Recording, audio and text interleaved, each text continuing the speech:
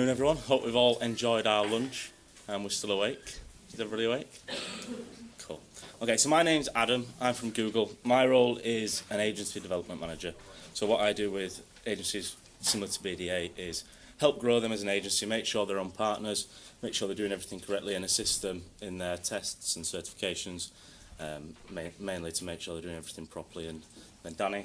Yeah, I come in terms of on the optimisation side of things, more on the product and the technical knowledge, is understanding, helping the agency in terms of growing their knowledge from training, on product training, overviews of the products when they're coming to client pitches, to understand what they can and can't do in terms of targeting and how to make sure your business goals come across and get the right results off the back of it. And then making sure ongoing performance of the accounts are running to your needs as clients, and making sure the return on investment is there from all products on the Google network. Cool. Okay, so just to wake us back up from lunch, we've got a little game to play. So it's called Higher or Lower. So what I'll do is, for example, we've got two different Pokemon and Brexit there. If you raise your right hand Should we get everybody to stand up? Yeah, stand up, everyone. Yeah. Everybody can stand up. And nobody knock a light off. Yeah, so right hand if you think Brexit and left hand if you think Pokemon. So these are recent events. What do you think generated the most searches on Google? So right for Brexit, left for Pokemon. So the right answer was Pokemon. So whoever got that right, stay standing. And whoever got it wrong, unfortunately, you're out. Sit down. Pokemon won, so if you add Pokemon Brexit, won. then yeah, you're out. So Muhammad Ali and Mike Tyson. Has everybody made the decision? Mike Tyson on the right, some arms at the Muhammad back. Ali on the left. So it was Mike Tyson. Oh no!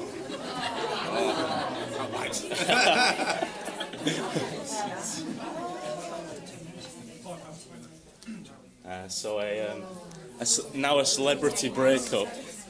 So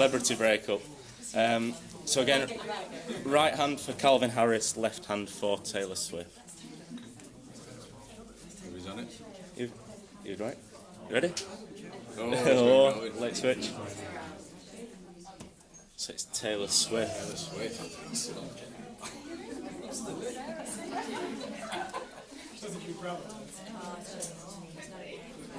Okay, so the next one is Game of Thrones or climate change. If if climate change wins here, everybody's out. Are they? Yeah. Oh. So it was Game of Thrones. Okay, so Batman or Superman, a little bit of a tough one here. We all made our decision? Batman. Yeah, I think that's it. No, we've got a couple more. So cats or dogs? Cats. So left hand for cats, right hand for dogs. So a couple for dogs and mainly for cats. So it was dogs. Oh, we've got three people that got involved. Is that it? Yeah, that's it. So we don't have any prizes or anything. That's just something to wake us all up after lunch, which the lunch was beautiful. And thank you, BDA, for having us here today as well. So moving on to the presentation. So we're living in a world of moments. So most of us aren't ready of them. So only 2% of companies are set up to identify, deliver on and measure moments. New moments are happening. So we've got I want to know moments, I want to go moments, I want to do moments, and I want to buy moments. Starting with the I want to know, 65% of our online customers look up more information online now versus a few years ago, and 66% of them coming from smartphone users. I want to go, 2%. 2 times increase in near me. So if any of you search, if you're in a new location like me and Danny were last night, trying to find somewhere to eat, you look for a restaurant near me, and then my businesses come up and show you all the local businesses. I want to do, looking for things to do. Unfortunately, we didn't have enough time to do anything last night, but if we were, I'm sure we'd have looked at places where we can go and do events in the local area. And I want to buy. So 82% of smartphone users consult their phones while in store deciding to buy. So I think earlier on in the day somebody was mentioning that we buy on our phones. I personally, I don't, but Danny buys on his watch, so I'm old school, so that's path to purchase. I'm old school. I look on my mobile, and I always buy on a desktop, whereas I think Danny bought something the other day on the bus on the way to work, didn't you? Yeah, I think you know, we were talking about mobiles earlier and how integrated it is into the life of everybody, every user that's there, and how easy it is just to, you know, trust. People are now trusting the phones, Apple Pay, Android Pay. People no longer need to pull your card out while on the bus and be worried that somebody over your shoulders, you know, writing the numbers down. You one-touch pay with Apple Pay, or, you know, Amazon now, which I used at the weekend. You can, you know, use it ASAP to just make a product and get it delivered the next day, or Amazon now you can get it, you know, delivered the day after. So it's looking at those moments of where they fit into somebody's lifestyle, and where you guys as businesses need to be and need to be seen, and not just thinking about that person's everyday lifestyle and more importantly your ideal customers, but looking at externally and further away from the narrowness of what you'd look at as marketing and where it needs to be, and all those peripherals that come off the side of it, and making sure that you are seen in the right areas. I think a good one as well to mention is, at the moment, obviously we've just had Black Friday recently. I mean, how many of you guys bought on Black Friday? Was it... getting a few more gradually. So how many of you went into store, or did you buy it online? Because I know myself, I bought quite a lot on Black Friday. It was all online. And the news, if you read it, it was saying that all the shopping centres were expecting, you know, you've seen the videos online, the mass panic of people wanting to get in. We didn't really have any of that this year. We worked near a shopping centre. It was actually just like a normal day. So it shows that online, people are just searching online and buying them, whether that's on their mobile, on their watch in Danny's case, or on the desktop. So now we've just got a little video to show you about micro moments and the world, how they are going on in the world.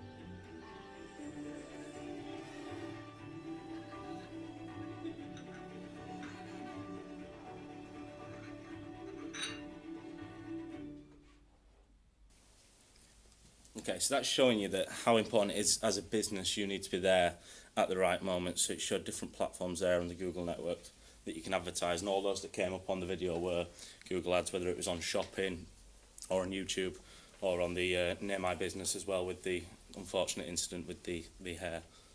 Let's go to the next one. It's micro moments, the new battleground for brands. So this is Ben. He had an unexpected eye problem one morning, which led to a doctor's visit, and had to order new contacts, so researched on the go. So we've got a bit of background for him. This was his first day, his new job, and he was training. So let's watch this video.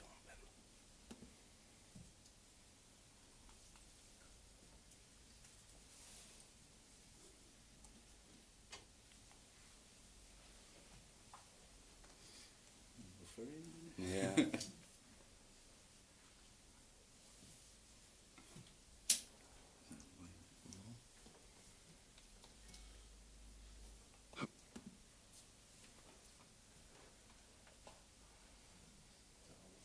slight glitch. Yeah, it is. Yeah.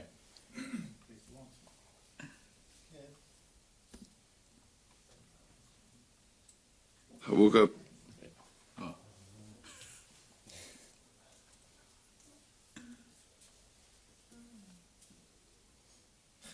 Sorry about this, guys. No, the wireless is pretty bad. Is it? Yeah, unfortunately, yeah. Did your presentation relies on that, right? No. I don't know Ben personally, but I'm going to give it a go to explain the video. So basically, he woke up with an eye infection. He thought it was pink eye. Went to the doctor and he found out that he had dodgy contact lenses. So that video shows us that on the way to back from the doctors to the job, he was Googling on his phone best contact lenses and new contact lenses, and then it shows you as it goes on that he then goes on and converts on a desktop when he gets home. So it shows you the path to purchase, but unfortunately the video hasn't worked.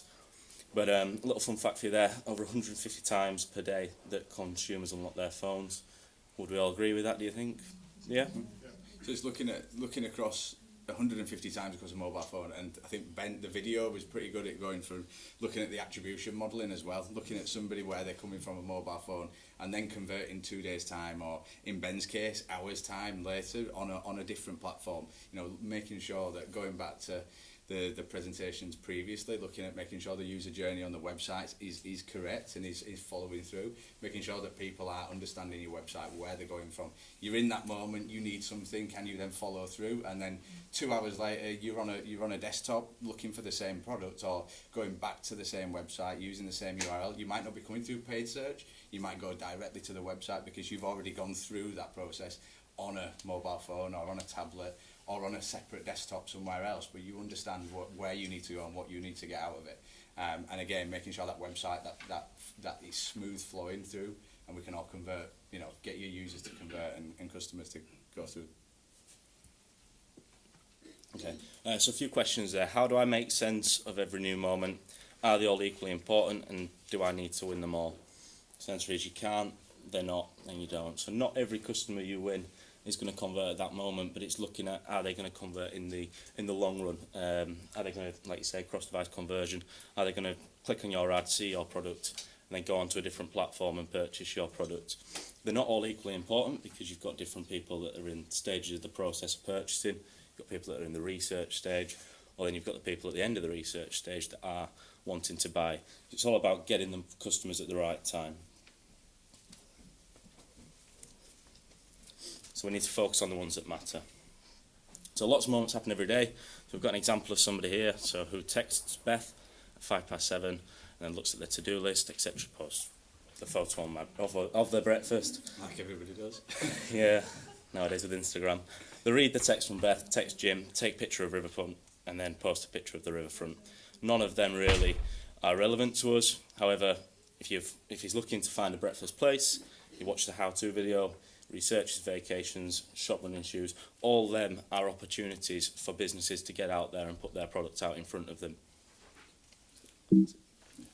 So that brings us to the end of our presentation. I think that we've got about 10 minutes left, I believe, to my calculations. Yeah, no, I think when these guys arrived this morning, we basically asked could they cut their presentation a bit short because we knew that there would hopefully be lots of questions that you guys want to ask. So yeah, they can stand here and tell you all day. We all know what Google does, right? So the point is that these guys are here today to represent Google. So if you've got any questions, you want to throw them from an SEO perspective or a PPC or whatever, that would be the best to answer. But, Bad word. Yeah. but feel free to sort of throw any questions at Yeah. us. So have we got any questions? I've got one. Yeah. You talk about only some of the moments really matter in the research process, but with the introduction of Google Shopping, how does the research process actually overcome the price on the top of the website on the search engine? Within shopping, within searching for a product. So for example, if your product, so Lloyd's Pharmacy come from two angles, we've got service and we've got product. So from a product perspective and an online journey, we're finding more and more about price with the customer, and with the introduction of Google Shopping, because obviously every time somebody looks for something at the top it comes up with a number of competitive products. So what I'm saying is, if it's all about the moment and the research and where they are in the research process, Google Shopping sort of kicked that research process out, made it much more faster, and made it all about price now. Yeah, there's always going to be an element of price in everything. I think it is going to be tough. It's thinking about, does that person need that product now, and how, and looking at the shopping side of it.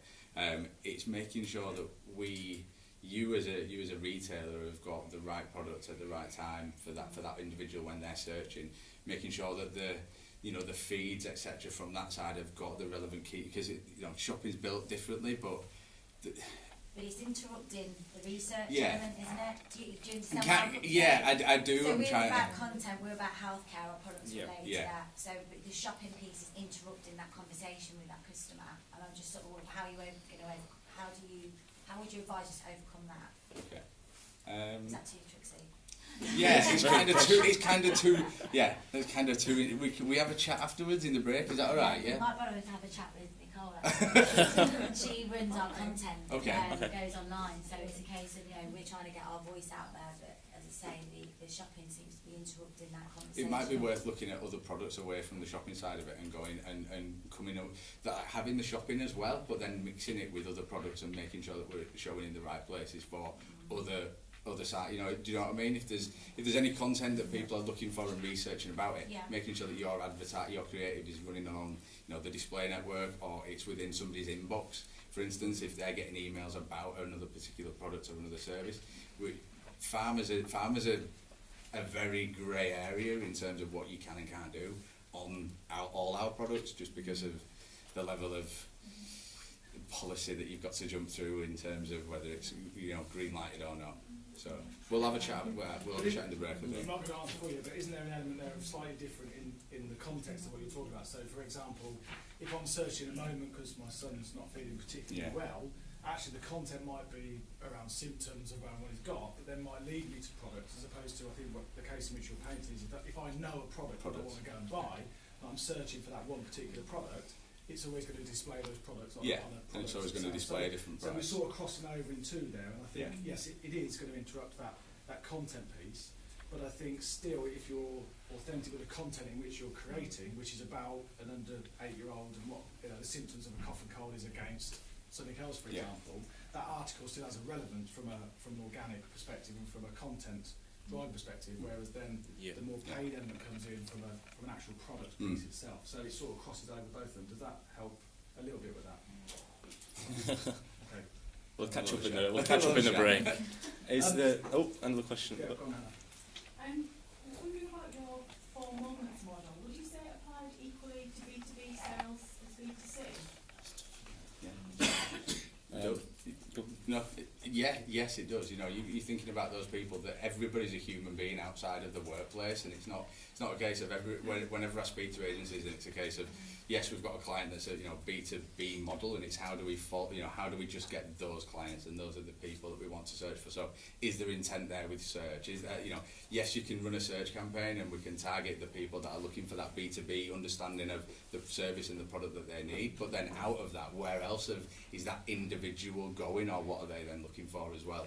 So there is a slight crossover. There is certain products and certain targeting methods that can lead themselves to be better on B2C and better the other way on B2B. But it'll be a case of looking at what you in particular are trying to get a goal out of it, and then making sure the strategy is correct for that side of it. But we can we can have a chat in the break and go through and have a look at what you're trying to get out of it and what goals and how these guys at BDA can help you with that as well. I think another. Sorry, go on. No, go on. No. Now I was going to mention, obviously we've touched there on BDA. BDA are a partnered agency, which means that they've passed all the relevant tests. So for other brands, for example Microsoft, that you can actually buy a certification for those. But as long as you go to a partnered badged agency, you know that they've done all the tests required and they are clued up on the AdWords, and that they're going to do a good job for you as well. So you can almost have them build your campaign in confidence as well. So I thought I'd add that in there as well. Brilliant. So it's a bit controversial. How important is pay-per-click and Google Ads in getting that higher SEO rating? So SEO is an interesting one. Everybody always asks us, a lot of agencies that we work with always ask, ask us about SEO and how it works, and one thing is, you know, the algorithm's always changing. There's been a a well documented change in the keyword planner. There's a lot of agencies out there that don't do paid search but have the keyword planner and have an AdWords account that's spending no money just to collect the keyword data. That's all been changed and edited, so you've now got to be spending to be able to get the research. The paid search is always going to help you with your organic to start with. You know, if you're a new website, how are you then going to get, you know, if you want customers ASAP to your website, the only, you know, paid search is going to be, SEO is a longer lead time on it. You're looking 2-3 years to be able to get the right content with the right marketing strategy, with the right information on your website and links, etc. But paid search, if you've got a product and you know what people want, then paid search is probably your ideal way to go. Well, I know this is bound to be a point that we would make, but in all honesty, I would say it's about the two aligning. Yeah. You know, particularly in the B2B world where you've got that sort of long-term approach of an SEO sort of approach, but then also that PPC is enabling basically some more uplift in certain spikes that you particularly need at any particular point in time. So both of them running alongside each other. But look, it's got to be money talks, right? It does, yeah. Paid environment will always deliver goods, and that works across social as it works across PPC as it does with any. Cool. Other questions? Yes, David. So you said about partner agencies. How many partner agencies currently is there in the UK, and how many of those do testing for you? Sorry, I'll have to get back to you on that one. I've never been asked that question before. But myself, I work with 50 agencies, and we only work with partner agencies. I will get back to you. I'll be able to call the office and get back to you on the break. But I've never. It's constantly changing, isn't it? Especially come January, it's changing even more. There's an office of 80 of us, and we all work with 60 agencies each, effectively. But then there's different teams. You know, there's another team that's based in Dublin, another team that's based in London. When you think of Google, and you think of the size of the industry and how many people you think they'd be working, do you think that, you know, there'd be 2,000-3,000 of us working with agencies and working with clients, and there's not. There's 14 of me for the UK and Ireland for new agencies that we work across, and even in Dublin there's 10. So there's not that many when you think about how, you know, the size of what we've got to look after in terms of people within, you know, small cogs in a very big organisation. But working with the agencies, you know, it's sort of going back to your accreditations. So every agency's got to have accreditation in terms of when they set they'll sit their exams for all the product related exams. Once they pass all them, then it's down to spend getting the badge upon their website and being accredited by having spend coming through the particular product. So you know that within confidence, if you are looking for search, for instance, these guys will have a specialisation within search, a specialisation with display, a specialisation within YouTube. That's how we run all our agencies. And anyone can set up an AdWords campaign as well, so you don't have to be a Google partnered agency to set one up. Just to make you aware of that as well. So look for the Google Partners badge. Just we don't support them. Yeah. We only work with partnered agencies, so it's always worth looking for accreditation, like BDA do on the website with all their accreditations. Yeah, I think that's worth pointing out in that when you say support, I mean literally Joe, who works closely with these guys, will be in contact with them around certain projects, certain clients, certain campaigns that we're running. So rather than us making our best guesses or best Michael Graham here.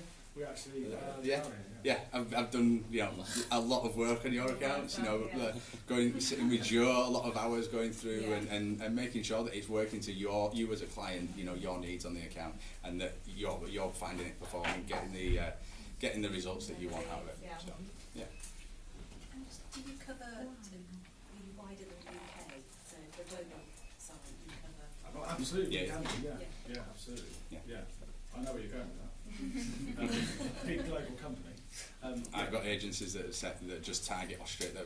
All their clients are just based in Australia, so there's no need for that. What you don't want to do is fly over to Australia just to check online to make sure your ads are showing. But yeah. Any other questions? A little bit of wave of hand. Cool. I feel like in a bidding room or something. No, right, so no further questions. Okay. Fine, okay, well thanks very much. No problem.